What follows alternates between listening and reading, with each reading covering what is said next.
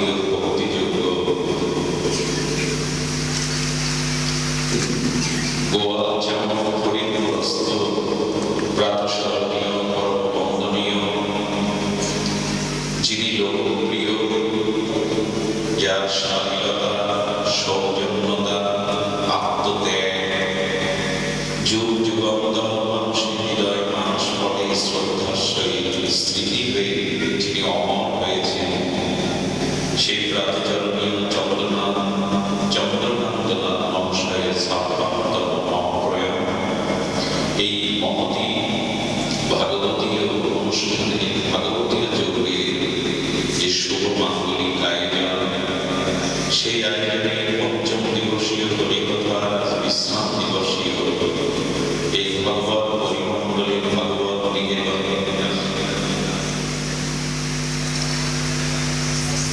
শ্রী শ্রী মদন গোপাল জিউয়ের এই অপ্রাকৃত ভজনস্থলিতে হরিকথার শুভারম্ভে প্রারম্ভে অস্মদীয় জীবনধন জীবন সর্বস্ব প্রাতঃস্মরণীয় পরম বন্দনীয় সদ্গুরু শ্রী ভগবান শ্রী শিল গুরু মহারাজের আতুল আতুল চরণারবিন্দে পরার্ধ কোটি দণ্ডবৎ প্রণতি। বন্ধু সুন্দরের লীলাস্থলী এই ভক্তি স্নাত, যেখানে প্রতিটি ধূলিকণা ব্রজপ্রেমকেই সংকীর্তন রসকেই স্মরণ করিয়ে দেয়, সেই পরম ভক্তি স্নাত ধূলিতে বাতাবরণে যে সকল মহাত্মাগণ, আচার্যগণ, বৈষ্ণবগণ, সাধুজন, জ্ঞানীজন, সুধীজন, শ্রদ্ধাশীলা ধর্মশীলা দেবীমূর্তি, ধর্মমূর্তি মাতৃগণ, সকল ভক্তচরণে দিন অতিদিনে সশ্রদ্ধ দণ্ডবৎ প্রণতি। ধর্ম পর্জিত কৈতব অত্র পরং নির্মৎ শরণং শতম। সুধীজন, শ্রীমান মহাপ্রভু এই প্রেম ও পরতত্ত্ব সীমা তিনি জীবকে একটা অভিনব বার্তা, অভিনব সন্দেশ জানিয়েছেন। ইতিপূর্বে কোনো শাস্ত্র, যোগী ঋষি মুনিরা সেই সংবাদ জানাননি। সেটি হলো প্রাচীন অতীত ইতিহাস আচার্যগণ, বরেণ্যগণ, দার্শনিকগণ, ঋষিমণিগণ তারা বলেছিলেন পুরুষার্থ চারটি। পুরুষার্থ মানে বহু চেষ্টা, বহু পরিশ্রমের ফলে যা প্রাপ্ত হওয়া যায় তাকে বলে পুরুষার্থ। অমুক ব্যক্তি বহু পুরুষার্থের দ্বারা এটি প্রাপ্ত হয়েছেন। পুরুষ মানে জীব, অর্থ মানে প্রয়োজন, অর্থাৎ প্রতিটি জীবের প্রয়োজনকে বলে পুরুষার্থ। সেই অনাদি অতীত ইতিহাসে ঋষিমণিগণ, আচার্যগণ, দার্শনিক বলেছেন জীবের প্রয়োজন চারটি। জীবের প্রয়োজন চারটি: ধর্ম, অর্থ, কাম, মোক্ষ। কিন্তু মহাপ্রভু এসে শোনালেন নূতন কথা। মহাপ্রভু এসে জানালেন বিশ্বজগৎকে এক অভিনব বার্তা, অভিনব সন্দেশ।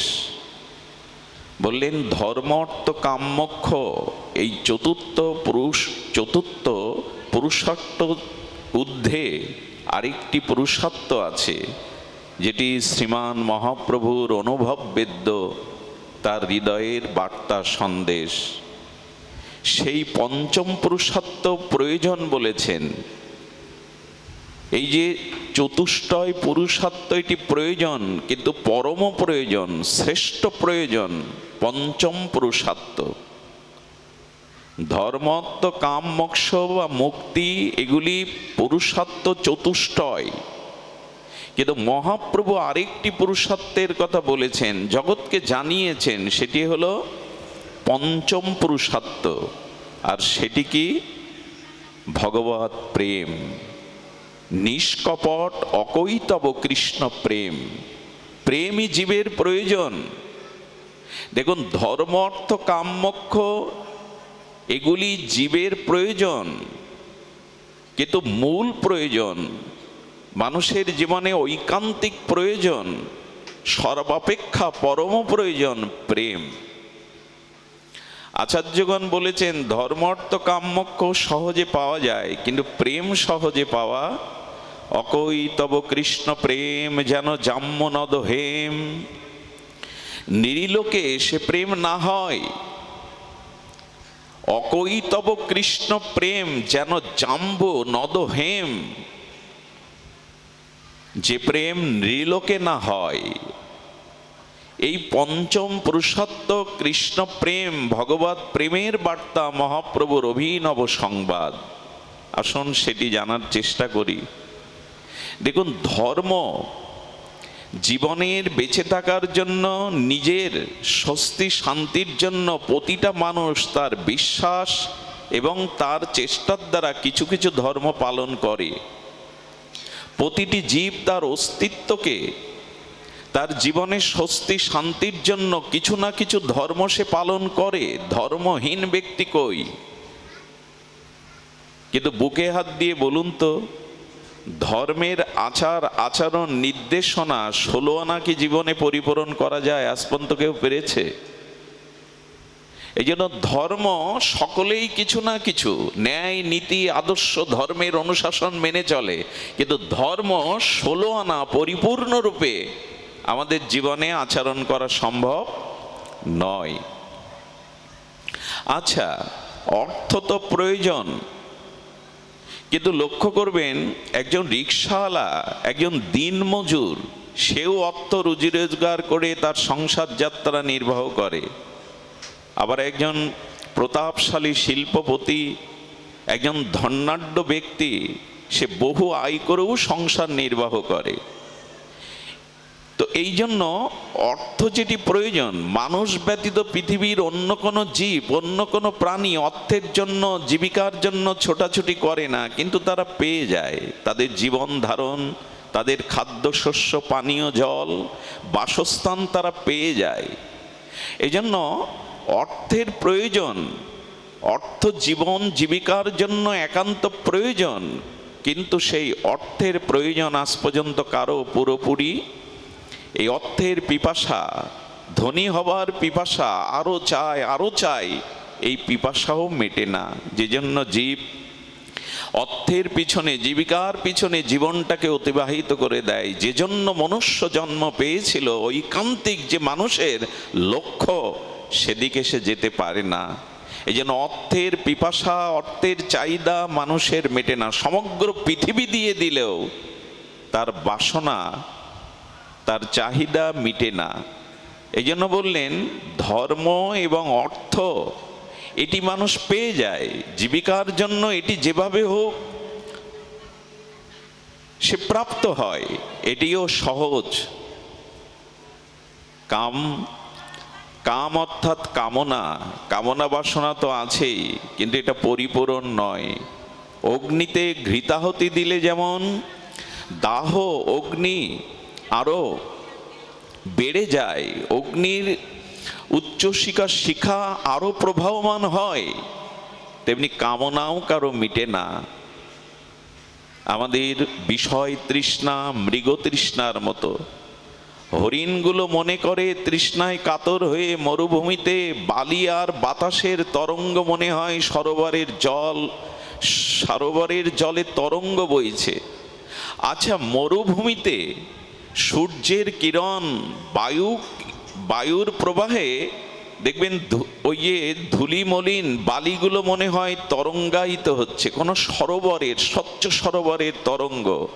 হরিণ জল মনে করে ছুটে যায়, ছুটতে থাকে, তৃষ্ণা নিবারণ হয় না। এই জন্য কামনা বাসনা আমাদের মেটে না, একটার পর একটা উত্তর বেড়ে চলে। বলেন এই কামনা পূরণও মানুষের কিছু কিছু পূরণ হয়।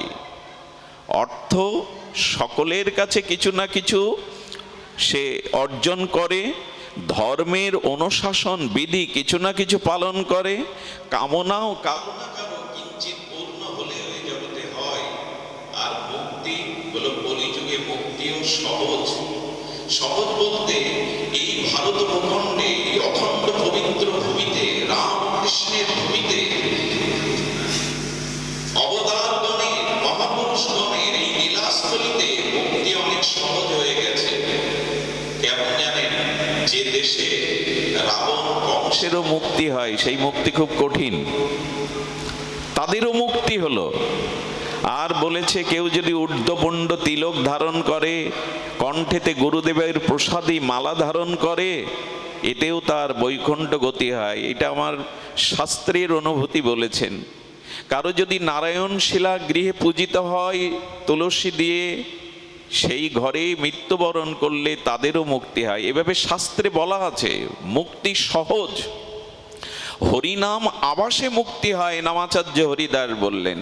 পূর্ব দিগন্তে সূর্য উদিত হওয়ার আগে 1 ঘন্টা 36 মিনিট পূর্বে যেমন পূর্বার আগে পূর্ব আকাশে আলোয় ভরে যায়, তেমনি হরিনামে নয়, হরিনাম আবাসেই জীবের মুক্তি হয়ে যায়। এই যুগে মুক্তিও সহজ।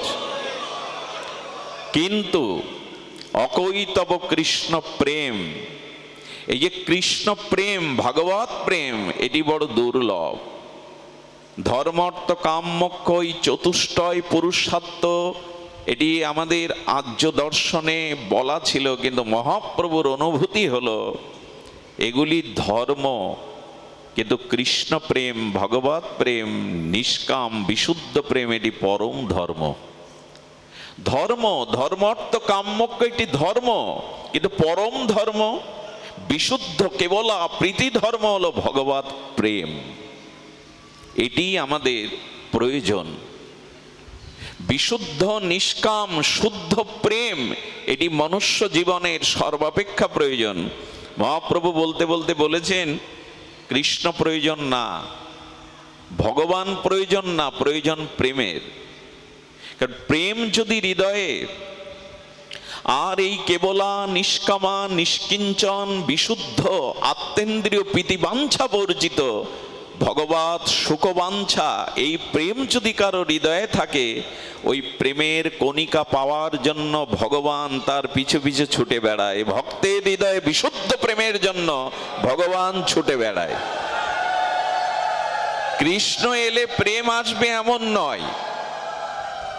একবার দিন কৃষ্ণ এলে প্রেম আসবে, শ্রীরামচন্দ্র আমার সম্মুখে এলে প্রেম আসবে এমন নয়, কিন্তু প্রেম আসলে ভগবানকে আসতে হবে, স্বরূপে আসতে হবে, প্রেমময় হয়ে আসতে হবে।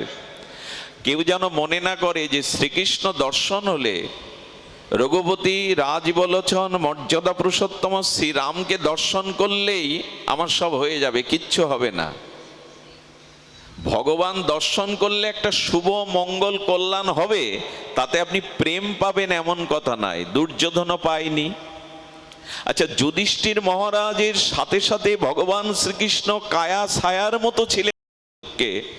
সেই যুধিষ্ঠিরের মহানির্যানের পথে, প্রস্থানের পথে নরক দর্শন হলো। তো ভগবান যার সাথী, তাকেও নরক দেখতে হবে।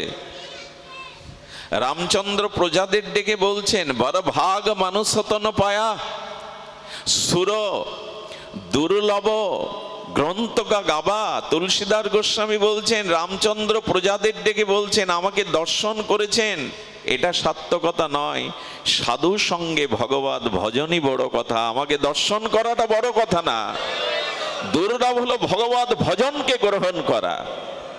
ভগবান দর্শন করলে আমার প্রেম হবে এমন নয়, কিন্তু প্রেম এলে প্রেমময় ভগবানকে উদিত হতেই হবে। এই জন্য প্রেম প্রয়োজন। সেটা কি করে পাবো আমরা? প্রেম প্রাপ্তির উপায় কি আমরা একটু জানবো। তবে তৎপূর্বে বলি, মানুষের জীবন প্রগতির চরম উৎকর্ষতার চরম পর্যায়ে পৌঁছেছে। আপনারা শুনেছেন কিছুদিন আগে নাসার নভোচারীরা চন্দ্রপৃষ্ঠের অপর পৃষ্ঠের দুর্লভ ছবি, তথ্য উপাত্ত আমাদের সামনে হাজির করেছেন। এটা বিরল ঘটনা। এবং মঙ্গল গ্রহে মানুষ বসবাসের জন্য চেষ্টা চলছে। চন্দ্রে, সমুদ্রের তলে নভোচারীরা যেন পাখির মতো উড়ে বেড়াচ্ছে নবমণ্ডলে। সমুদ্রের তলে মানুষ প্রযুক্তির দ্বারা ওই মাছের মতো ঘুরে বেড়াচ্ছে। সমুদ্রের রত্ন খনিজ সম্পদ কি আছে সম্পদ। আমার বুকে একটা ব্যথা। চন্দ্রের অন্ধকার পৃষ্ঠে, অপর পৃষ্ঠেও মানুষ পৌঁছাচ্ছে তথ্য উপাত্ত আনতে। সেটা যেন পাখির মতো দুই ডানা মেলে উড়ে বেড়াচ্ছে নভোচারীরা। সমুদ্রের তলে মাছের মতোই মানুষ সেখানে অনুসন্ধানে রত। কিন্তু মানুষ এই পৃথিবীতে মানুষের মতো মানুষ হয়ে চলতে পারছে না। এটাই ব্যথার কথা, এটাই দুঃখের কথা। মানুষ যে মনুষ্যত্ব, মানবতা নিয়ে চলবে, সেভাবে আমরা অনেকেই চলতে পাচ্ছি না। আজ এই প্রাতঃস্মরণীয় চন্দ্রকান্ত নাথ মহাশয়ের স্মৃতির উদ্দেশ্যে এইটুকু বলি, আগে মানুষকে প্রকৃত মানুষ হতে হবে। মনুষ্যত্ব, মানবতা যার মধ্যে নাই, প্রেম কেন, কৃষ্ণ ভক্তি কেন, তার মধ্যে কিছুই খুঁজে পাওয়া যাবে না। এই জন্য প্রকৃত আদর্শ, চরিত্রবান, দাতা এবং মানবিক গুণাবলিতে উৎকর্ষ, এই মানুষ হবার চেষ্টাটি আমাদের ঋষিরা আগে বলেছেন।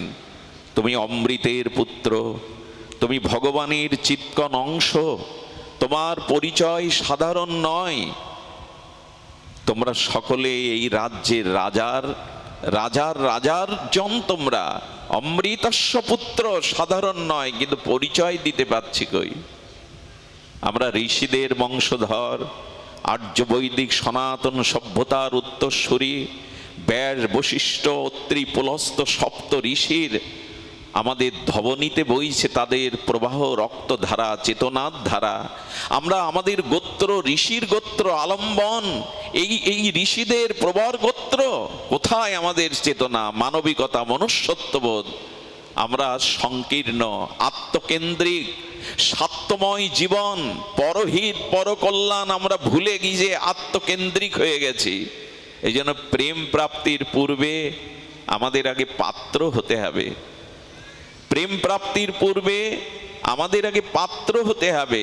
এই পাত্রতাই হলো মানবতা, মনুষ্যত্ববোধ। আজকে প্রয়াত স্মরণীয় চন্দ্রকান্ত নাথ এই মহাশয়ের, তার যে শীললতাবোধ, শিষ্টাচার, তিনি যে মহাদানী, সমাজসেবক, এই গুণাবলীগুলো ধীরে ধীরে হারিয়ে যাচ্ছে। সুধীবৃন্দ, এই মনুষ্যত্বের গুণাবলীর জন্য একবার ব্রহ্মার কাছে উপস্থিত হয়েছিলেন দেব, দানব আর মানব।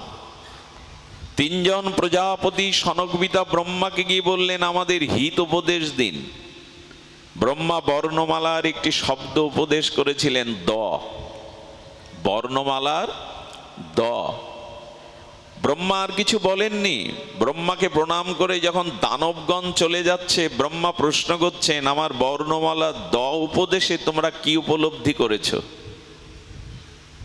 দানবগণ বললেন, আমরা মার কাঠ, লুণ্ঠন, রাহাজানি, অত্যাচার করি অন্যের উপরে, কিন্তু আপনার বর্ণমালা দ আমাদের এই উপদেশ দিল, দয়া করো। এই উৎপীড়ন, এই অত্যাচার, মানুষকে শোষণ বঞ্চনা থেকে তাদের দয়া করো, এটাই তোমাদের উপদেশ, এটাই তোমাদের হিত উপদেশ। ব্রহ্মা বললেন, বুঝেছ, ভালো, যাও। মানুষকে ডাকা হলো, তোমরা আমার দ এই বর্ণবর্ণে কি উপদেশ পেয়েছ, কি উপলব্ধিতে এসেছে?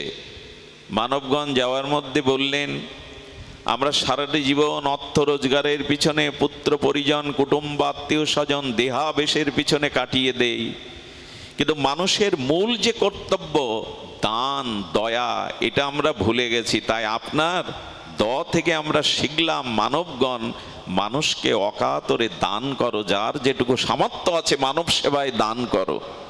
ব্রহ্মা বললেন, এটাই তোমাদের মনুষ্যত্বের পরিচয়।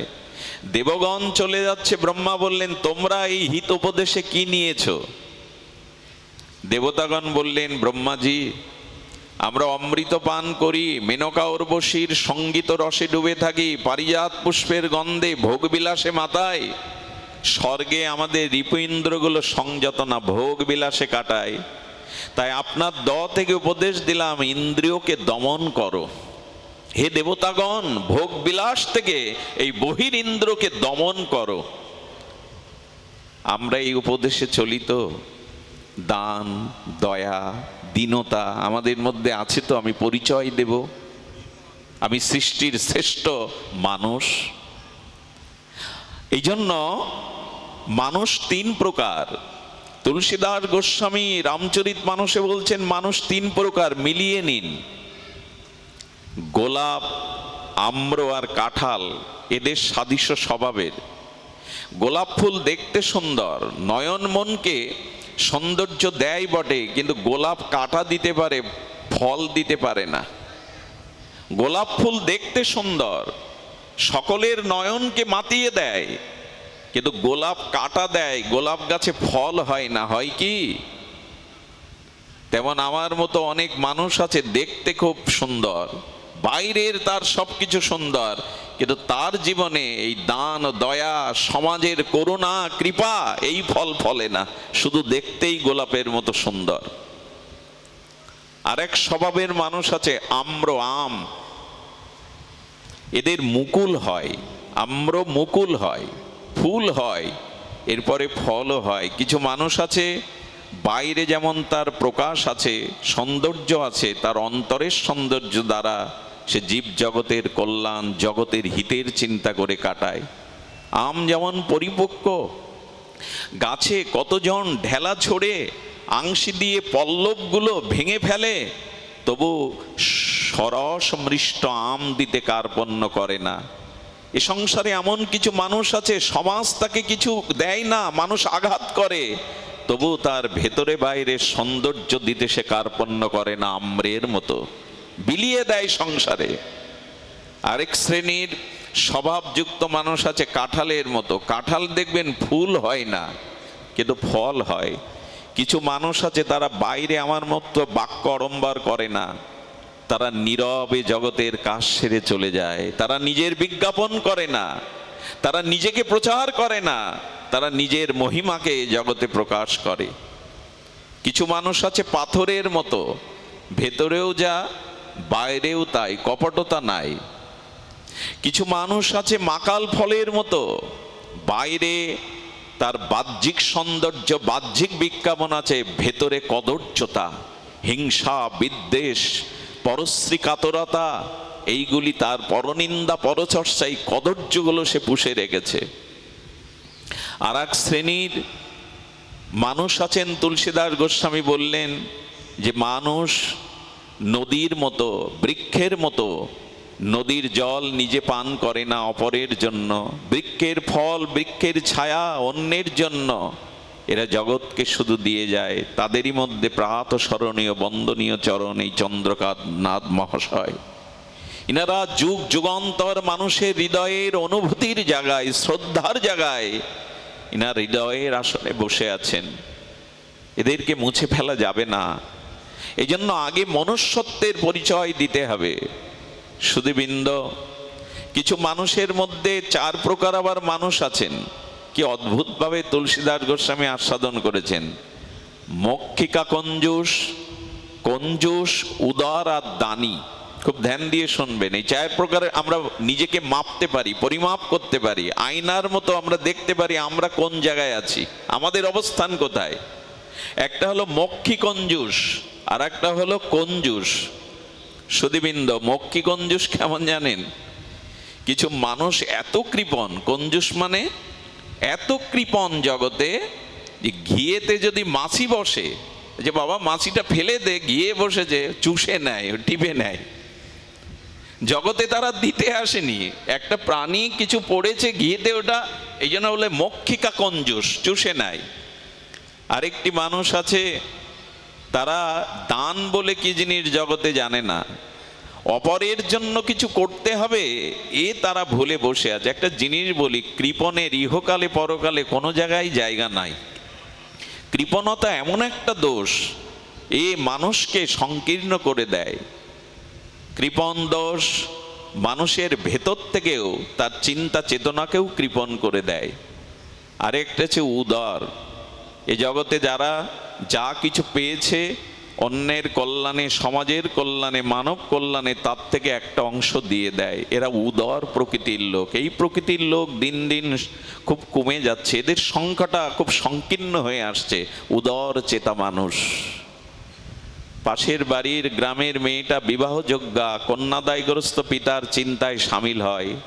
ঔষধহীন ব্যক্তিকে ঔষধ, জলহীন ব্যক্তিকে জল দান, আশ্রয়হীন ব্যক্তিকে আশ্রয় দান। কিছুই যদি না থাকে, হৃদয়ের সুব্যবহার, হৃদয়ের ভগবানের কাছে জীবের জন্য, কল্যাণের জন্য অশ্রু জলে প্রার্থনা, জীবের মঙ্গল চিন্তা, মঙ্গল কামনা, একে বলে উদারতা। এদের সংখ্যা জগতে খুব কমে যাচ্ছে। আরেকটা হলো দানী, দাতা। এই দান ভগবানের খুব প্রিয়। আমার সৌভাগ্য চন্দ্রকান্ত মহাশয়ের এই বিদগ্ধ জনের স্মৃতিচারণ করতে পারছি। যারা জগতে দানী এরা ভগবানের খুব প্রিয় হয়। একটি দৃষ্টান্ত আপনাদের খুব হৃদয়ে স্পর্শ করবে। কুরুক্ষেত্রের যুদ্ধ শেষ পর্যায়ে সকলের সংখ্যা ছিল যে কর্ণবধ না হলে কুরুক্ষেত্র জয় হবে না। কর্ণের বীরত্ব আপনারা জানেন। কুন্তী পর্যন্ত কর্ণের কাছে গিয়েছিল। কর্ণ বলেছিল, শোনো, আজকে তুমি পরিচয় দিচ্ছ, একদিন আমাকে ভাসিয়ে দিয়েছিলে, তবে তোমার 5 পুত্র, তো আমি কথা দিচ্ছি অর্জুন মরে গেলেও আমিও তো তোমার গর্ভে এসেছি, 5 পুত্রই থাকবে পঞ্চপাণ্ডব। আর আমি মরে গেলে অর্জুন বাজলেই পঞ্চপাণ্ডব তোমার 5 সন থাকবে, দুঃখ করো না। কর্ণ যেদিন পরাস্ত হয় সন্ধ্যার আধারে, তখনও মরেনি, প্রাণটা চলে যায়নি, মুমূর্ষ অবস্থায় রক্তাক্ত অবস্থায় পড়ে আছে কুরুক্ষেত্রের রণাঙ্গনে। শ্রিয়াল কুকুরের অশুভ অমঙ্গল ধ্বনি, রক্তের স্রোত, অভিশাপ বইছে, দুঃখ শোক ও তাপ ক্রন্দন বইছে। এর মধ্যে কর্ণ পড়ে আছে। পঞ্চপাণ্ডবরা আজ আনন্দিত, তাদের যুদ্ধ বিজয়ীর সম্মুখীন, তারা দুয়ারে উপস্থিত। পঞ্চপাণ্ডবদের প্রসন্নতা, কিন্তু অর্জুন দেখলেন এক পাশে দাঁড়িয়ে কৃষ্ণ কাঁদছে। ভগবানের চোখের জল সাধারণত সহজে পড়ে না। ভগবান যখন কাঁদেন তার পিছনে কোনো মর্মান্তিক মর্মস্পর্শী কোনো কারণ থাকে। অর্জুন গিয়ে বললেন, সখা কেশব, আপনি কাঁদছেন কার জন্য, কোন দুঃখে? খুব ব্যথা ভরা কণ্ঠে গোবিন্দ স্কন্দে হাত ডেকে বললেন, পৃথিবীতে এক মহাদানী বিদায় নিচ্ছে, এক দাতা শিরোমণি আজ পৃথিবী থেকে বিদায় নিচ্ছে, তার জন্য আমার চোখের জল। বলেন, কে সে? পৃথিবীতে এমন দাতা কে আছে যে আপনার চোখেও জল এনে দেয় তার বিদায় বেলা? বলে, দেখবে, আমার সাথে চলো। গোবিন্দ ব্রাহ্মণ বেশ ধারণ করলেন, অর্জুনকে অন্য বেশে নিলেন, তাকে অন্য বেশে সাজিয়ে নিয়ে গিয়ে ওই মুমূর্ষ মৃতপ্রায় কর্ণের সামনে গিয়ে উপস্থিত ব্রাহ্মণ বেশে। ভগবান কৃষ্ণ হাত তুলে প্রণাম করার মতো শক্তি নেই, দূর থেকে মাথা নত করে বারবার ভূদেব ব্রাহ্মণকে প্রণাম করছেন। বলেন, আপনার আগমন হেতু যদি বলতেন। বলে, 2টো স্বর্ণ মুদ্রা আমার প্রয়োজন। বলেন, কৃপা করে করুণা করে যদি এই জীবের প্রতি দয়া করেন, আমার স্ত্রীর কাছে গিয়ে বললে অনেক স্বর্ণমুদ্রা আপনাকে দিয়ে দেবে। আমার তো যাওয়ার সামর্থ্য আজ নাই, জগৎ থেকে বিদায়ের সময় আমার। বলি, তুমি দিতে পারবে না, পারবে না, স্ত্রীর কাছে পাঠাচ্ছ, এটা দানের কাজ নয়, নিজে দিতে পারলে দাও, নালে চলে যাচ্ছি। দুপা যখন এগিয়ে গেছে ব্রাহ্মণ রূপে ভগবান কৃষ্ণ, বললেন, যাবেন না, কৃপা করে দাঁড়ান, আমার কাছে এখনো আপনার 2টি স্বর্ণ মুদ্রা দেওয়ার সামর্থ্য ভগবান রেখেছেন। আমার 2টি দাঁত স্বর্ণ দিয়ে বাঁধানো, একটু কৃপা করুন, ওই দূরের পাথর নড়িটা আমার কাছে দিন, আমি তো যেতে পাচ্ছি না। বললেন, পাথর নড়ি আমি এনে দেব, আর আমার সহায়তায় দান দেবে, দান আমি ব্রাহ্মণ গ্রহণ করি না, পারলে তোমাকেই দিতে হবে। কত পরীক্ষা! কর্ণ দেহটাকে ধোলায় লোটাতে লোটাতে অতি কষ্টে সেই পাথরের কাছে গড়াতে গড়াতে গিয়ে দাঁতটা ভেঙে বললেন, এবার নিন। 2টি দাঁত তুলে ধরে বললেন, এই রক্তাক্ত লালা মাখানো অশুদ্ধ দান আমি গ্রহণ করি না। কত পরীক্ষা দেখুন! অর্জুন নীরবে পাথরের মতো দাঁড়িয়ে দেখছে কর্ণের এই দানি, কর্ণের এই দাতা শিরোমণির পরিচয়। ভগবান কৃষ্ণের এই কথা শুনে যখন চলে যাচ্ছে, বলে, দাঁড়ান ব্রাহ্মণদেব, যাবেন না। কি করেছিলেন জানেন? চোখের জল ছেড়ে দিয়ে সেই দাঁত 2টো ধুয়ে নিলেন। আপনি যাবেন না, আমার বিদায় বেলা আমি যেন বঞ্চিত না হয়ে আপনি যাবেন না। চোখের জলে সেটি দিয়ে ভগবানের হাতে যখন দিলেন, ভগবান তার স্বরূপে প্রকট হলেন। শ্রী গোবিন্দ যখন প্রকট হলেন, বলেন, গোবিন্দ আপনি? অর্জুন যাকে বধ করে একটু আগে আনন্দ পাচ্ছিল, সেই অর্জুনের চোখের কোণে চিকচিক করে উঠল জল। একটা মানুষ এভাবে দানী হতে পারে? শ্রীকৃষ্ণ তখন বলছেন, কর্ণ, আমার কাছে কিছু চাও তুমি, কিছু আমার কাছে চাও তুমি? কর্ণ চোখের জলে মৃদুকণ্ঠে বললেন, এই মুমূর্ষ মৃত সময় তোমাকে সামনে যারা তোমার চরণ বদন দর্শন করে, তাদের আর কিছু চাওয়ার আছে প্রভু? তাদের আর কিছু চাওয়ার আছে? তোমার বদন এই মুমূর্ষ অবস্থায় যারা দর্শন করে, তাদের আর চাওয়ার কিছু নাই। তুমি দাঁড়াও, সম্মুখে দাঁড়াও প্রভু। সুধীবৃন্দ, ভগবানের চরণে মাথা রেখেই কর্ণ চলে গিয়েছিলেন। গোবিন্দ বড় ব্যথা পেয়েছিলেন, আজ দানি চলে গেল। এই জন্য চন্দ্রকান্ত নাথ মহাশয়রা সহস্রাব্দে 1-2 বার আসেন, 1000 বছরে এনারা একবার আসেন। এনাদের কীর্তি, এনাদের মহিমা আত্মকেন্দ্রিক নয়, আমি যে প্রেমের কথা বলছিলাম, এই প্রেমের লক্ষণ কি? আত্মেন্দ্রিয় প্রীতিবাঞ্ছা যারে বলে কাম, কৃষ্ণেন্দ্রিয় প্রীতিবাঞ্ছা ধরে প্রেম নাম। কামের তাৎপর্য কেবল নিজ সম্ভোগ কেবল, কৃষ্ণ সুখ তাৎপর্য প্রেম হয়তো প্রবল। কবিরাজ কৃষ্ণ গোস্বামীর স্বর্ণালী ফলকে এই পয়ার লেখা। আত্মেন্দ্রিয় প্রীতিবাঞ্ছা তারে বলে কাম। কাম আর প্রেম পরস্পর বিরোধী। নিজের সুখের জন্য যা কিছু করি আমরা তার নাম কাম, আর জীব জগতের জন্য জগদীশ্বরের সুখের জন্য যা করি তারই নাম প্রেম। ঘুমায় না মা, তারই নাম প্রেম। আমাদের আত্মসুখের জন্য, নিজ সুখের জন্য যা আয়োজন এরই নাম কাম। জগতের কল্যাণের জন্য মহাপ্রভু জীবের জন্য কাঁদছেন। শ্রীকৃষ্ণ চৈতন্য মহাপ্রভু জীবের লাগিয়া কাঁদে প্রভু উচ্চেশ্বরে। কেন কাঁদবেন? আনন্দের রসময় বিগ্রহ, সম্ভোগময় আনন্দময় বিগ্রহ, কেন কাঁদবেন? প্রভু জগৎবন্ধু সুন্দর কেন এই আঙিনায় এত ভজন করবেন? 14টা বছর একটি ঘরের মধ্যে প্রিয়াজির চরণ চিন্তা করে কাটিয়েছেন, বাইরে বেরোননি। সম্ভব? দীর্ঘ 18টি বছর মহাপ্রভু গাম্ভীরার মধ্যে চোখের জলে বিরহ আত্মিতে ভেসেছেন। কেন? শুধু জীবের কল্যাণের জন্য, জীবের মঙ্গলের জন্য, জীবকে তার স্বরূপ পরিচয় দেওয়ার জন্য, এই জন্ম মৃত্যু ব্যাধি থেকে মুক্তি কৃষ্ণ প্রেম দেওয়ার জন্য ভগবৎ প্রাণ এদের জীবন যৌবন নিঃশ্বাস প্রশ্বাস ক্রিয়া প্রতিক্রিয়া নিবেদন করেছেন। আজ আমরা ভুলে গেছি তা। আত্মকেন্দ্রিক কি জীবন? নিজের জন্য তো কেউ বাঁচে না।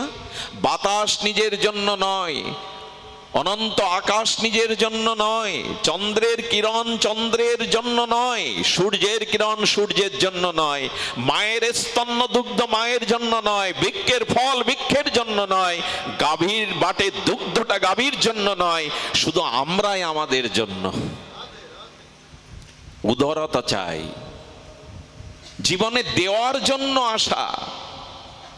শুধু নিয়েই গেলাম, নিজের ঘর নিজের কিছু গুছিয়ে গেলাম, সমাজের জাতির মঙ্গলের জন্য এই দানী দাতা শিরোমণি মানুষের আজ বড় অভাব।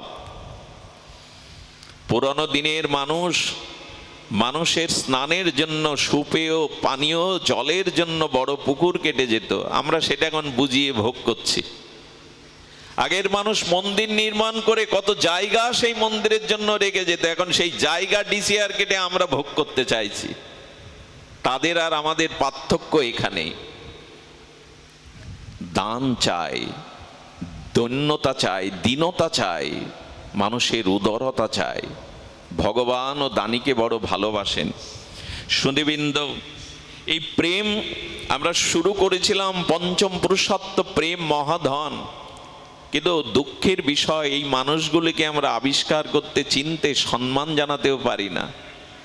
থাকতে কি সম্মান পাত্র না হলে, উপযুক্ত না হলে মানুষকে যথাযথ সম্মান দে। ভগবানকেও কি আমরা চিনি? আচ্ছা লক্ষ্য করুন তো, ভগবান শিবের মস্তকে অর্ধচন্দ্র আছে, এই জন্য ওনার নাম চন্দ্রশেখর। সেটি শোভিত হয়, আমরা প্রণাম করি চন্দ্রশেখর। ভগবানের মস্তকের উপরে অর্ধচন্দ্র। আচ্ছা এই অর্ধচন্দ্র কোথায় ছিল? বলো সমুদ্র মন্থনে উঠেছিল। সমুদ্রের মধ্যেই চন্দ্র যখন ছিল, তখন সমুদ্রের ওই চন্দ্রকেও মাছগুলো দেখতো, হাঙর কুমিরগুলো দেখতো। ওরা মনে করতো, মাছগুলো মনে করতো আমাদের মতো কোনো প্রাণী, হয়তো একটু উজ্জ্বল বেশি, ওরা কি আর মূল্যায়ন করে? কিন্তু যখন ভগবান শঙ্করের মাথায় এলো, তখন অর্ধচন্দ্রকে মানুষ প্রণাম করতে লাগলো, শোভিত হলো। ঠিক মানুষের জীবনের শোভা ওই লুকিয়ে থাকা নয়, আত্মকেন্দ্রিক নয়, সংকীর্ণতা নয়। যদি সে উদার হতে পারে, তখনই মানুষের প্রকৃত মর্যাদা, মনুষ্যত্ববোধ, উদারতা, দানশীলতা, শিষ্টাচারিতা, লোকপ্রিয়তা এটি বাড়ে। আমার কি মনে হয় জানেন, জীবনে চলে যাওয়ার আগে এমন দুর্লভ মনুষ্য জন্ম, এমন ভূখণ্ডে জন্ম নিলাম যেখানে রাজা হরিশ্চন্দ্র শিবই জন্মগ্রহণ করেছে, সেখানে একটা কিছু করে যাওয়া উচিত। একবার এক সন্ন্যাসী রাস্তা দিয়ে যাচ্ছেন, সন্ন্যাসী যেতে যেতে এক পতিতালয় দেখলেন। পতিতালয় থেকে পতিতা সর্দারানী তার এক দাসীকে বলছে, একজনের লাশ যাচ্ছে শ্মশানে, দেখ তো স্বর্গে গেল কি নরকে গেল। সাধু এই কথা শুনে দাঁড়িয়ে গেছে, বাহ, পতিতালয় থেকে বিচার আসছে যে ওই ব্যক্তি স্বর্গে গেল কি নরকে গেল, উনি বিচার করে দিচ্ছেন, একটু জানা তো দরকার। দাসী ফিরে এসে বলছেন উনি স্বর্গপ্রাপ্তি হয়েছেন, স্বর্গে গেছেন। এই কথা শুনে সাধু বাবা কৌতূহল বশত পতিতালয়ের মধ্যে প্রবেশ করে বললেন, মাতাজি, আপনি যে দাসীকে দিয়ে জানাতে এলেন যে উনি স্বর্গবাস, কি করে জানলো আপনার দাসী? বললেন, দাসীর কাছেই শুনুন। দাসী করজোরে প্রণাম করে বললেন, আমরা দীক্ষা শিক্ষাহীন, আমাদের কাছে কি শুনবেন? এ তো সকলেই জানে, আপনি জানেন না? বললো, স্বর্গে গেছে কেন জানেন?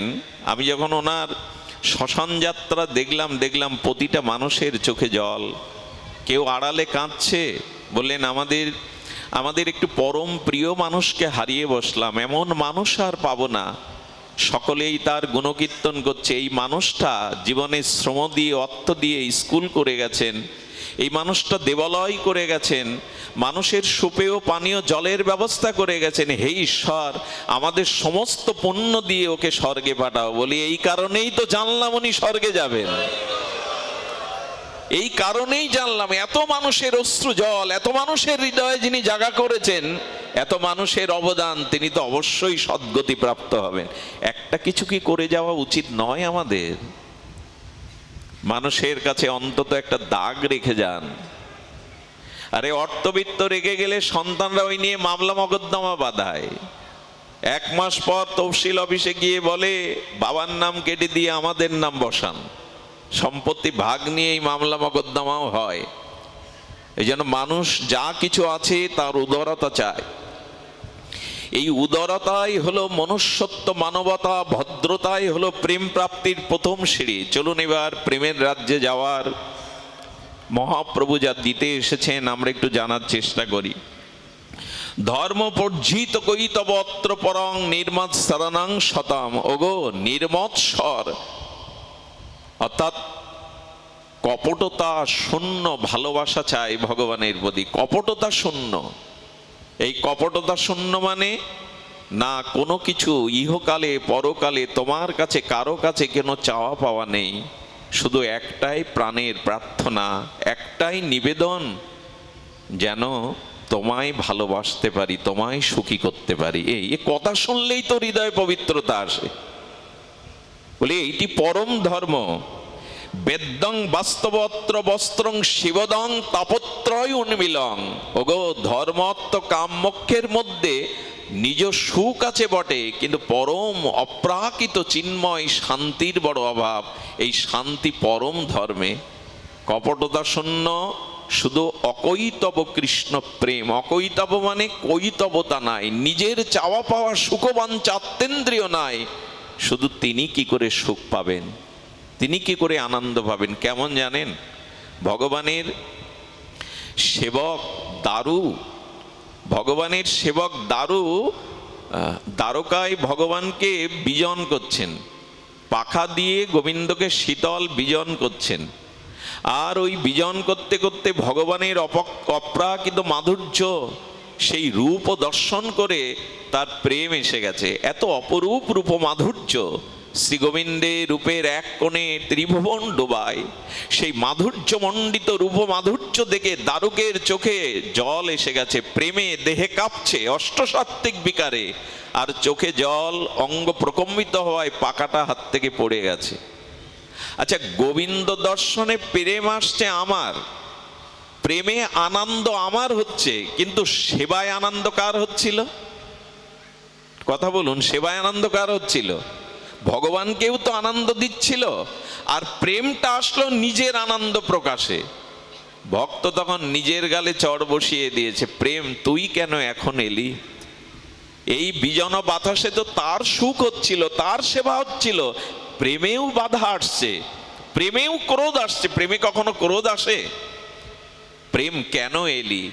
তুই এলি বলেই তো তার সেবা বন্ধ হয়ে গেল। হ্যাঁ, প্রেমকেও এদের বাধা মনে হচ্ছে। আরে বাবা, কৃষ্ণ সেবাসুকে নিজের প্রেমটাকেও বাধা হয়ে দাঁড়াচ্ছে। সেই প্রেমে হয় ভক্তের মহা ক্রোধে।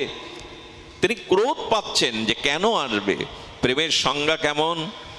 শ্রীমান মহাপ্রভু মধ্যাহ্নে প্রসাদ সেবা করে আর যে ঘরে প্রভু 2 দণ্ড 1 দণ্ড একটু বিশ্রাম নিতেন, ওই ঘরের দরজার 4 হাত পরিমাণে মহাপ্রভু দীর্ঘ শরীরটাকে উনি এলিয়ে দিয়েছেন, শুয়ে পড়েছেন।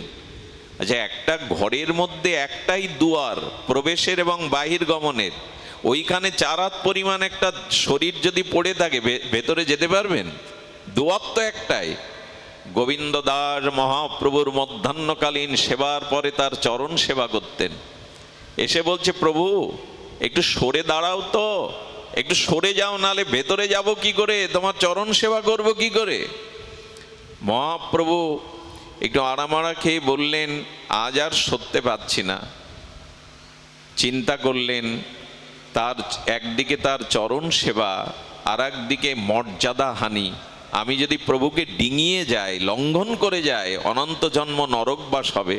প্রভুকে ডিঙিয়ে লাফিয়ে যাব, চরণের ধুলি পড়বে, চরণের ছায়া পড়বে।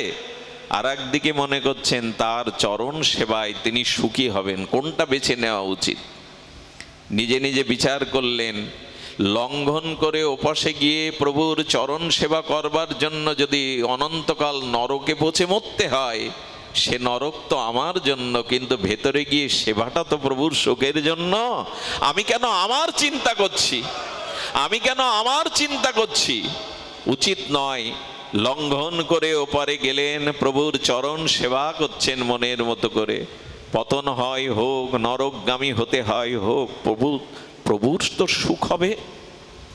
সুধীবৃন্দ এই চিন্তা করে প্রভুর চরণ সেবা করতে করতে বেলা পশ্চিম দিগন্তে হেলে পড়েছে। মহাপ্রভু বললেন, গোবিন্দ অনেক বেলা হলো, তুমি সেবাই যাওনি? বলো, এইভাবে দরজার সামনে পড়ে থাকলে কি বাইরে যাওয়া যায়? কি করে যাব? প্রভু বললেন, আমি যতদূর জানি তুমি যেভাবে এসেছিলে ওইভাবেই তো যেতে পারতে, যেভাবে প্রবেশ করেছিলে ওইভাবে বহির্গমন করতে পারতে। কানে হাত দিয়ে বললেন, প্রভু ভেতরে এসেছিলাম তোমার চরণ সেবা করব বলে, আর বাইরে যাব নিজের উদর পরিপূরণের জন্য। তোমার সেবা বাদে নিজের উদর পরিপূরণের চিন্তা যেন কোনো জন্মেই না আসে। প্রভু এই কৃপা করো যেন কোনো জন্মেই না আসে। একে বলে প্রেম, একে বলে সেবা। নিজের সুখের জন্য নয়।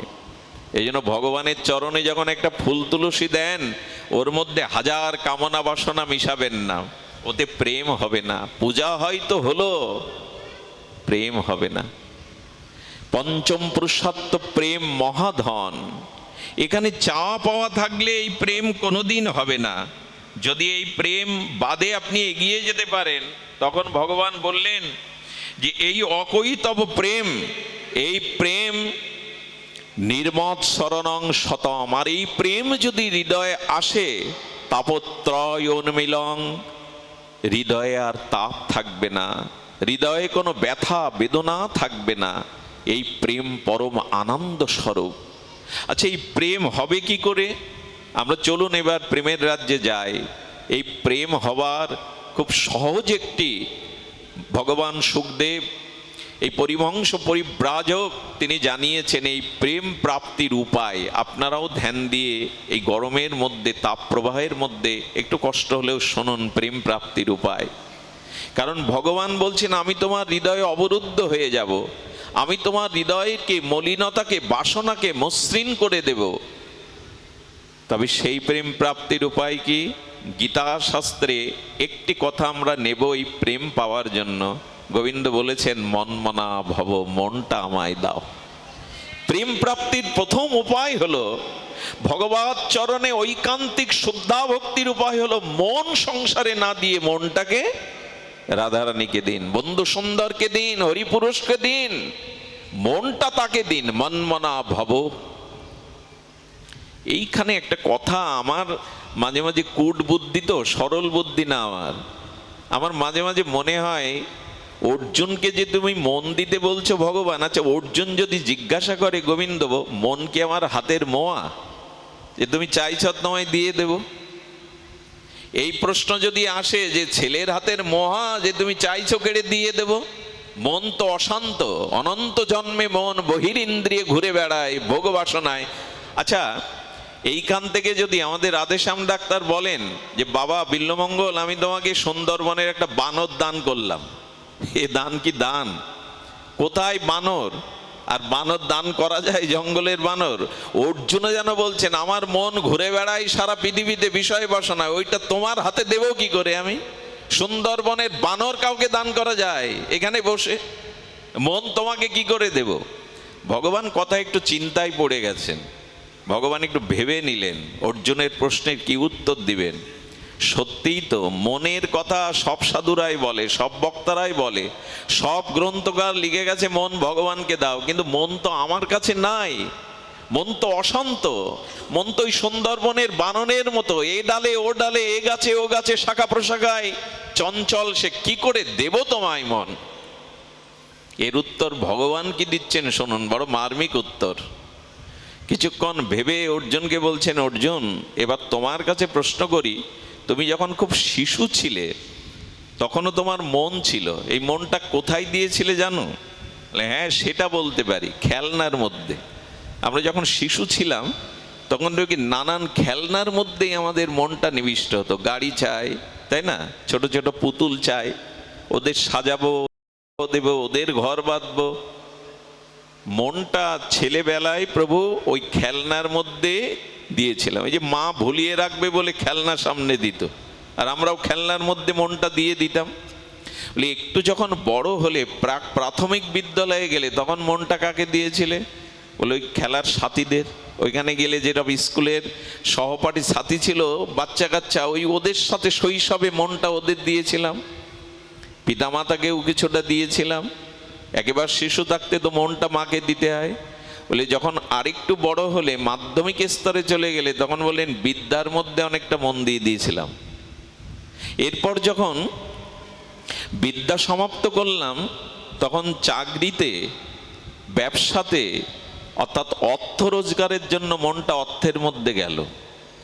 বলে তারপরে যখন বিবাহ করলে, বলে বিবাহ যখন করলাম তখন প্রেয়সী প্রণয়িনী সুন্দরী স্ত্রীর প্রতি মনটা গেল।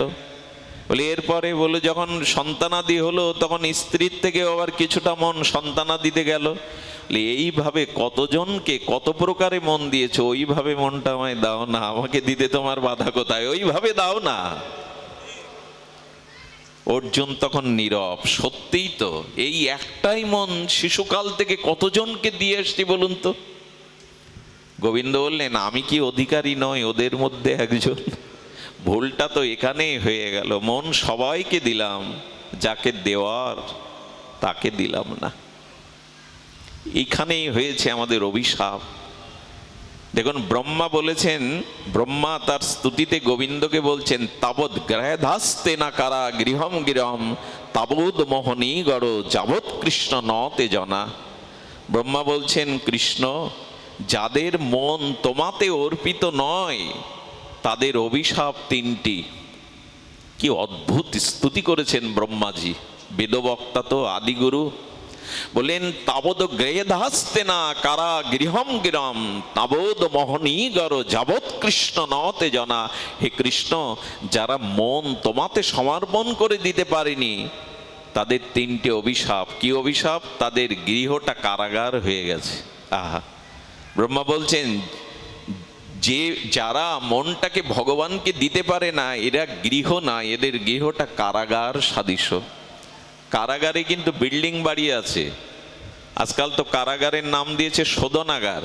টিভি আছে, খেলার মাঠ আছে, তাস খেলতে পারবেন, 3 বেলা বসে খেতে পারবেন, কিন্তু বাড়িতে কুড়ে ঘর হলে কি হবে? কারাগারে শান্তি পাওয়া যায় না। এই জন্য মানুষ বেরোতে চায়।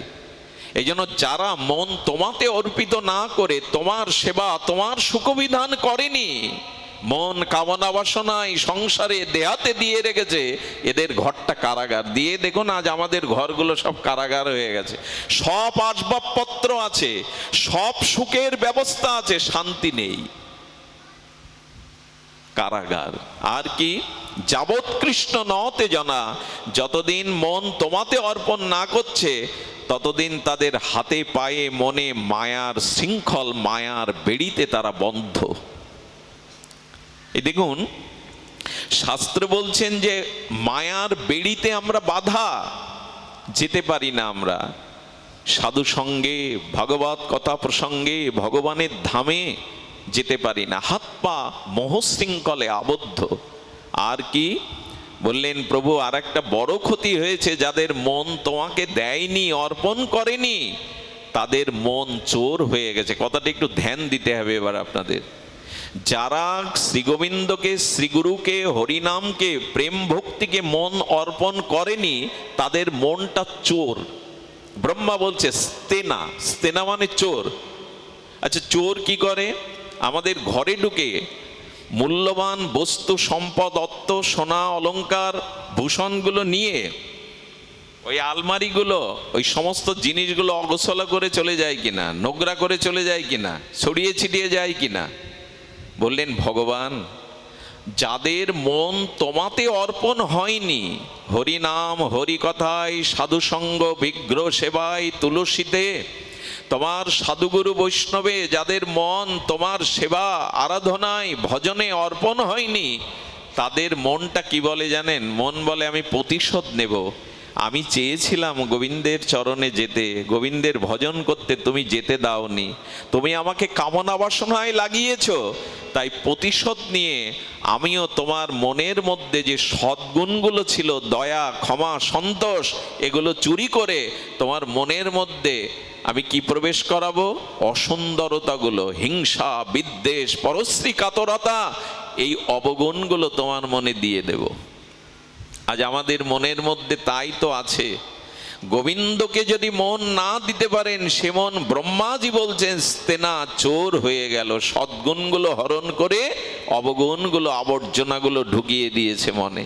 এই জন্য আমাদের মনে আজ সৎ চিন্তা, সৎ ভাবনা আসে না কেন? জপ করতে বসলেই বিষয় ভাবনা আসে কেন? রাধারানীর চরণ চিন্তা কেন আসে না?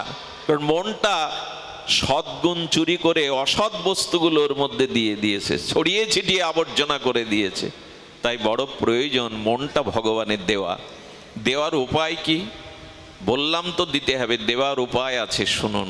আহা, দেবার উপায় একটাই। মহাপ্রভু বলেছেন নিখিল শাস্ত্রের সার, সর্ব বেদান্ত সার মহাভাগবত। আর ভাগবতের সার হলো শ্রবণাঙ্গ ভক্তি। যদি হরি কথা সাধুমুখে শ্রবণ করতে পারেন, এই হরি কথা কর্ণ দিয়ে হৃদয়ে যাবে, আর হৃদয়ের অনুরাগ ছুটিয়ে দেবে গোবিন্দের চরণে, যাবেই যাবে। এটি শ্রবণাঙ্গ ভক্তির মহিমা। দেখুন, বলছেন এটি পরম ধর্ম, হরিকথা শ্রবণ। যদি সাধুমুখে এটা দুর্লভ, এই যে সাধু সঙ্গে হরিকথা শ্রবণ, এটি দুর্লভ। কেমন দুর্লভ জানেন? তুলসীদাস বলেছেন, সুন্দরী রমণী, অর্থবিত্ত, সোনাদানা, বাড়ি গাড়ি এ চোরের বাড়িতেও থাকে, দস্যুর বাড়িতেও থাকে, তবে দুর্লভ কি জগতে? বলো সাধু সমাগম আর সাধুমুখে হরিকথা, এটাই দুর্লভ। এই জগতে সাধু সমাগম এবং সাধুমুখে হরিকথা, এটাই দুর্লভ। প্রেম ভক্তির প্রাপ্তির শ্রবণাঙ্গ ভক্তি হলো আদ্য শ্রেষ্ঠ উপায়। শ্রবণ, হরিকথা শ্রবণ সাধুমুখে যদি এটি হয়, তবে মনের গতি ছুটবে, মনের ভিতরে দুর্বাসনাগুলো ছুটবে। কেমন জানেন? আচ্ছা, জলের ধর্ম তো নিম্নগামী। জলটা যেতে যেতে ড্রেনের মধ্যে, এই যেমন শুষ্ক মৌসুমে ড্রেনের মধ্যে একটা ভাঙা গর্তের মধ্যে জল আটকে গেল, ওই জলটা 2 সমাস গর্তের মধ্যে থাকলে কি হবে? ধূলিকণাগুলো গিয়ে, আবর্জনাগুলো গিয়ে ওই জলটা দূষিত হয়ে যাবে। যাবে কিনা? যে জলটা গড়িয়ে যেতে পারলো না নদী পর্যন্ত, খাল পর্যন্ত, ওই ড্রেনের আবর্তের মধ্যে আটকানো ধুলাবালি পড়া জলটা দূষিত হবে কিনা? আচ্ছা, জলের দুটো ধর্ম, স্নান আর পান, আসমন, এগুলো থাকলো ওর মধ্যে। ড্রেনের পচা দূষিত পোকামাকড় হওয়া জলে স্নান করা যাবে? পান করা যাবে? আসমন করা যাবে? 3টে ধর্মই চলে গেল। গুরু মহারাজ বলছেন একটাও ধর্ম যায়নি। জলের যা ধর্ম, ওই 3টে ওর মধ্যে আছে। বলে কি করে? বলে আকাশে মেঘ করলো, ঘন ঘটা শ্রাবণ মেঘের বরিশনে বৃষ্টি নামলো, আর ওই বৃষ্টির স্রোতধারা ওই ড্রেনের মধ্যে গিয়ে পড়লো। বৃষ্টির ওই জল স্রোতধারা ড্রেনের যে দূষিত জল আবদ্ধ হয়েছিল, এই স্রোত গিয়ে তাকে টেনে তুললো, টেনে তুলে ছুটিয়ে চললো খাল বিল নালা দিয়ে, নদ নদী দিয়ে গঙ্গায় বা সাগরে। বলুন তো, ওই ড্রেনের জল বৃষ্টির জলের স্রোতে ড্রেন থেকে তুলে যখন ভাসিয়ে নিয়ে নদীতে ফেললো, নদী অপ্রবাহিত গতিতে সাগরে গিয়ে গঙ্গায় গিয়ে যখন মিশলো, তখন ওই জল আবার স্নান পান আসমনের উপযোগী হলো কিনা? হলো কিনা? গঙ্গায় গিয়ে পড়লে। ঠিক তেমনি আমার মনের মধ্যে অনন্ত জন্মের ভোগবাসনা, দেহবাসনা, পাপ অপরাধের যে মনটা দূষিত হয়ে গেছে, যদি কোনোদিন ভাগবত রূপ মেঘ ওঠে, সেই ভাগবত মেঘ হতে কোনো শুদ্ধ ভগবানের নিষ্কিঞ্চন ভক্তের মুখে হরিকথার বৃষ্টি হয়, ওই হরিকথার বৃষ্টি কর্ণ দিয়ে আমার হৃদয়ে প্রবেশ করে, আমার হৃদয়ের কামনা বাসনা দুর্বাসনাগুলো ভাসিয়ে নিয়ে গোবিন্দ চরণে গিয়ে মিশিয়ে দেবে। এই হলো শ্রবণাঙ্গ ভক্তির মহিমা, শ্রবণ। এই জন্য নববিধা ভক্তির মধ্যে এই শ্রবণাঙ্গ ভক্তি। তবে সেই শ্রবণ কি, কিছু মনে করবেন না, আসবার পথে মহৎ দর্শন করে এলাম, হরিপুরুষের অত্যন্ত প্রিয় আচার্যের, আমাদের শ্রীমৎ প্রাতঃস্মরণীয় কান্তি বন্ধু ব্রহ্মচারীর সাক্ষাৎ চরণ ধুলি নিয়ে এলাম। ওনাকে একটা গামছা পরে আছেন, কত ধন্য এনাদের। সেই ওনাকে দেখে, ওনার সান্নিধ্যে গিয়ে একটা জিনিস অনুভব হলো, এদের তো জীবন, এরাও তো পারত চাকরি বাকরি করে বউ ছেলে মেয়ে নিয়ে অট্টালিকায় সুখ শান্তি করতে, জীবনটা বিলিয়ে দিয়েছে। মহাত্মারা বিলিয়ে দিয়েছে, ভক্তরা বিলিয়ে দিয়েছে। এ জাতীয় নিষ্কিঞ্চন সাধু, উনি হঠাৎ করে একটা কথা বলছিলেন আজকাল ভাগবতটাও কেমন প্রফেশনাল হতে বসেছে। প্রেম নেই, ত্যাগ নেই, বৈরাগ্য নেই, ভজন নেই, শুধু মুখস্থ শক্তির দ্বারা বাজি বাজনা দিয়ে আমরা ভাগবত করে চলেছি। এই জন্য বললেন, সকলের মুখে হরিকথা, আমার মতো নর্দমার কীটের বিষয়ের মুখে হরিকথা আপনাদের এই মঙ্গল করবে না। যদি ওনার মতো পরম প্রেমিক, নিষ্কিঞ্চন, ত্যাগী, আদর্শ চরিত্রবান সাধুর মুখে হরিকথার ভাগ্য পান, সেদিনই মনের গতি গোবিন্দ চরণে ছুটবে। এই জন্য বললেন, শুদ্ধ ভক্ত মুখে হরিকথা, শুদ্ধ বৈষ্ণবের মুখে হরিকথা। ভাগবত প্রফেশনাল কোনো বিষয় নয়, মুখস্থ শক্তির দ্বারা মানুষকে মোহিত করার জন্য ভাগবত নয়। হৃদয়ে প্রেম থাকতে হবে, হৃদয়ে সরসতা থাকতে হবে, ভাগবত ভজনশীল হতে হবে, তবেই না ভাগবত। এই জন্য সাধু মুখে হরিকথা, গুরু মহারাজ বলতেন, সাধু মুখে হরিকথা। আর কি শ্রবণ করতে হবে? শ্রবণের মধ্যে শ্রেষ্ঠ হলো ভাগবত শ্রবণ। আর ভাগবত অনুগামী গোস্বামী গ্রন্থ, প্রেম ভক্তি চন্দ্রিকা, এইগুলি শ্রবণ কীর্তন।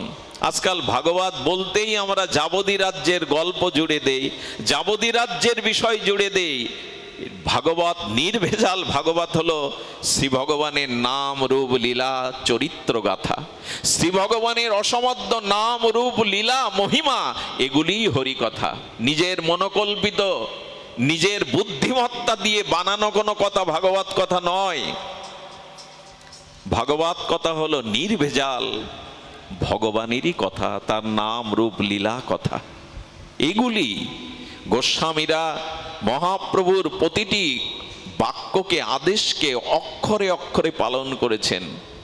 এই জন্য শুদ্ধ ভাগবত মুখে যদি হরিকথা, আচ্ছা অনেকেই বলেন আমরা হরিকথা ঠিক আমাদের প্রজ্ঞাতে মেধাতে নিতে পারি না। শ্রবণাঙ্গ ভক্তি এমন প্রেম দাতা, আপনি শ্রবণ করুন, বোঝা লাগবে না। আচ্ছা ডাক্তার যে ঔষধটা, মেডিসিনটা দেয় আপনাদের, ওই মেডিসিন কি কি উপাদান দিয়ে তৈরি এটা জানা খুব প্রয়োজন আপনার। ডাক্তার জেনে দিয়েছেন, ওটা সেবা করুন, ভেতরে গিয়ে ঔষধের কাজ করবে।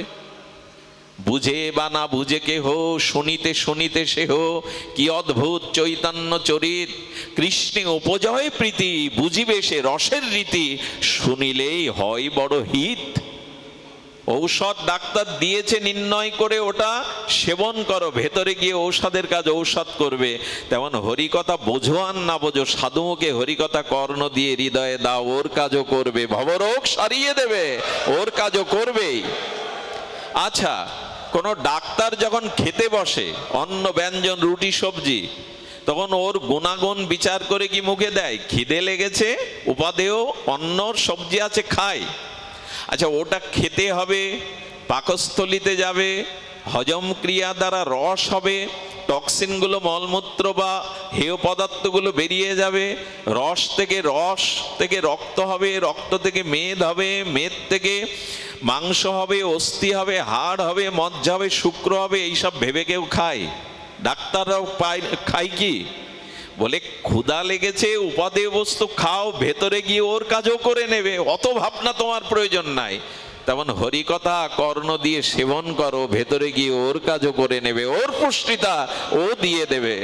বোঝার দরকার নেই, শুধু শ্রবণ করো, কর্ণে হরিকথা শ্রবণ করো।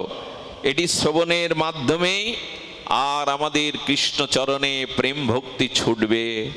এই জন্য শ্রবণাঙ্গ ভক্তি, শ্রোতব্য কীর্তিতব্য স্মাতব্য ইচ্ছত অভয়ম। ভাগবতে বলেছেন সর্বাত্মা, সুখদেব মুনি প্রশ্ন করা হয়েছিল তার কাছে, দেখুন জীবের অত্যান্তিক শ্রেয় মঙ্গল কি করে হবে? উনি বলেছিলেন এই শ্রোতব্য কীর্তিতব্য স্মাতব্য ইচ্ছত অভয়ম। যদি ভয় দূর করতে চাও, এই মৃত্যুময় জড় জগৎ থেকে চিন্ময় স্বরূপধামে ফিরে যেতে চাও, এই জন্ম মৃত্যু অভিশাপ হতে মুক্ত হতে চাও, তবে কি বলেছেন? শ্রোতব্য, সাধু মুখে হরি কথা হরি নাম রূপ লীলা শ্রবণ করো। এই শ্রবণাঙ্গ ভক্তি। আর কি করতে বলেছেন? কীর্তন, জিহ্বাটাকে নাড়ান। এইটুকু অলসতা অন্তত করবেন না। মহাপ্রভু স্বরূপ দামোদরের কণ্ঠলগ্ন হয়ে বলেছেন, শোনো স্বরূপ রামরায়, নাম সংকীর্তন কলো পরম উপায়। নাম সংকীর্তন হলো পরম উপায়। তুণ্ডে তাণ্ডবিনী রতিং বিদুনতে।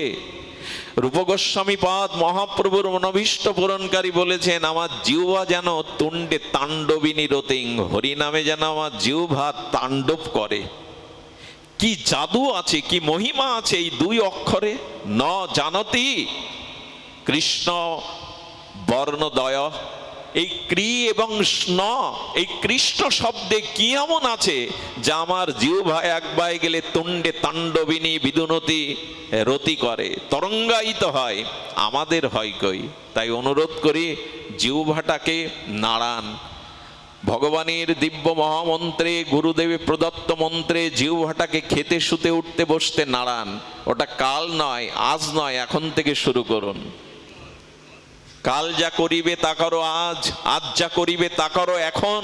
পলকে প্রলয় হতে পারে, সৎ কাজ করবে কখন? শুরু করে দাও, জিহ্বা নাড়াও।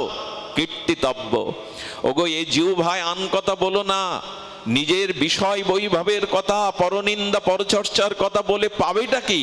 বরঞ্চ জিহ্বাটাকে নাড়াও। খাইতে শুইতে উঠিতে বসিতে যথা তথা নাম লও। এর থেকে সহজতম আর উপায় কি দিবেন? নাম সংকীর্তনং কলো পরম উপায়। যজ্ঞই সংকীর্তনায় প্রয় যজন্তি হিসোমে দশা। আরে যারা মহাপ্রভু এই ভাগবতের নির্দেশ শুনে জিহ্বাটাকে খাইতে শুইতে উঠিতে বসিতে তরঙ্গাইতে তুণ্ডে তাণ্ডবিনীর দ্বারা হরি নাম নেয়, এরাই বুদ্ধিমান। মহাপ্রভু বললেন, সংকীর্তন দ্বারা যারা মহাপ্রভুকে আনন্দ দেয় তারাই বুদ্ধিমান। এই জগতে বুদ্ধিমান তারাই যারা নামটাকে হৃদয়ে রেখেছে। হরি কথা শ্রবণ আর হরি নাম কীর্তন, জিহ্বায় ভগবানের নাম রূপ লীলা কীর্তন। সুধীবৃন্দ, পরীক্ষিত মহারাজের সামনে 7 দিন পরমায়ু। উনি প্রশ্ন করে বসেছেন, দুর্লভ গোবিন্দ চরণ কি করে পাবো? লোকহিত নির্প মুমুষ্য ব্যক্তির কি করণীয় আপনি প্রশ্ন করেছেন। আপনি উত্তম প্রশ্ন করেছেন। সমস্ত জীবের জ্ঞাতব্য বিষয় আপনি প্রশ্ন করেছেন। কারণ পরীক্ষিতের মনে একটা ভয় ছিল। ভয়টা কি জানেন? 7 দিনে আমি কি করে ভগবান পাবো? যুগ যুগান্তর ঋষিমুনিরা পায় না। ওনার মনের ভয় দূর করবার জন্য ভগবান সুখদেব বললেন 7 দিন লাগবে না, কৃষ্ণ কথা সাধু সঙ্গে যদি শ্রবণ করেন। উনি বললেন খট্টাঙ্গ রাজার কথা। একবার রাজারা এনার সহযোগিতা নিয়েছিলেন, ওষুধদের বিতাড়িত করে স্বর্গরাজ্য ফিরিয়ে দিয়েছিলেন এই তেজশালী বলশালী বীর্যবর্তা রাজা খট্টাঙ্গ। দেবতাদের বললেন আমার হাত দেখেন তো আমার পরমায়ু কতটুকু। বললেন 48 মিনিট আপনার পরমায়ু। বলে তাড়াতাড়ি পৃথিবীতে নামার একটা যান দিন আমাকে। বলে কেন? বলে মানুষ মরে স্বর্গে আসতে চায়, আর আপনার 48 মিনিট পরমায়ু, আপনি স্বর্গে থেকে কেন মাটিতে যাবেন? বলে স্বর্গে ভজন সাধন হয় না, আমাকে তাড়াতাড়ি পৃথিবীতে যাওয়ার ব্যবস্থা করুন। এখানে এলেন, এক মুহূর্তে পুত্রদের রাজ্য দিয়ে দিলেন, সর্বস্ব ত্যাগ করে হা গোবিন্দ বলে ডেকে 48 মিনিটেই উদ্ধার হয়ে গেলেন, প্রেম ভক্তি পেয়ে গেলেন। ওনার তো 48 মিনিট, আপনার একদিন 7 দিন পড়ে আছে। কত বড় ভরসার কথা! এই শ্রবণ কীর্তনে এমন শক্তিশালী ভজন, সাধ্য সাধন তত্ত্ব যা কিছু সম্বল, হরিনাম সংকীর্তনে মিলালো সকল। নিখিল বেদ বেদান্ত যাগ যজ্ঞ তপস্যা তীর্থ পর্যটন, নিখিল ভজনের সার এই হরিনামে মিশিয়ে দিয়ে গেছে মহাপ্রভু। শত অশ্বমেধ যজ্ঞের সাথে একটা কৃষ্ণ নামের তুলনা করলে নাম অপরাধী হতে হয়। চিন্তা করতে পারেন, পাহাড় সমান সুমেরূপ সমান স্বর্ণ দান করলেও এক কৃষ্ণ নামের সমান হবে না। যদি কেউ তার সাথে সমান করে নাম অপরাধ হয়ে যাবে। সময় আমাদের আছে, 48 মিনিটে যদি উদ্ধার হয়ে যেতে পারে খটাঙ্গ শ্রবণ কীর্তনে, আমাদের তো অনেক সময় পড়ে আছে। পরীক্ষিত চিন্তা করো না, তোমার তো 7 দিন পড়ে আছে। মনের মতো করে জিহ্বা ভাই কৃষ্ণ বলো আর কর্ণে হরিকথা শ্রবণ করো, অচিরেই কৃষ্ণ প্রাপ্তি হবে তোমার, তুমি ভেবো না। এটাই তো ভরসা আমাদের। আরেকটি হলো স্মতব্য, এটি আমি বিশ্রাম করছি, বিশ্রাম কথা স্মরণ করো, ভগবানকে তার লীলাকে স্মরণ করো, মনে কখনো শূন্য থাকতে দিও না। গৌর গোবিন্দ বই যেন মন শূন্যতা থাকে। বন্ধু সুন্দরের হরিপুরুষের বাণী বললেন শূন্য রেখো না মনকে, মনের মধ্যে ভগবানের কোনো লীলাকে চিন্তা করতে থাকো। আরেকটা জিনিস বলি আপনাদের, আপনি যা ভাববেন তাই হয়ে যাবেন। যে যা ভাবে সে তাই হয়।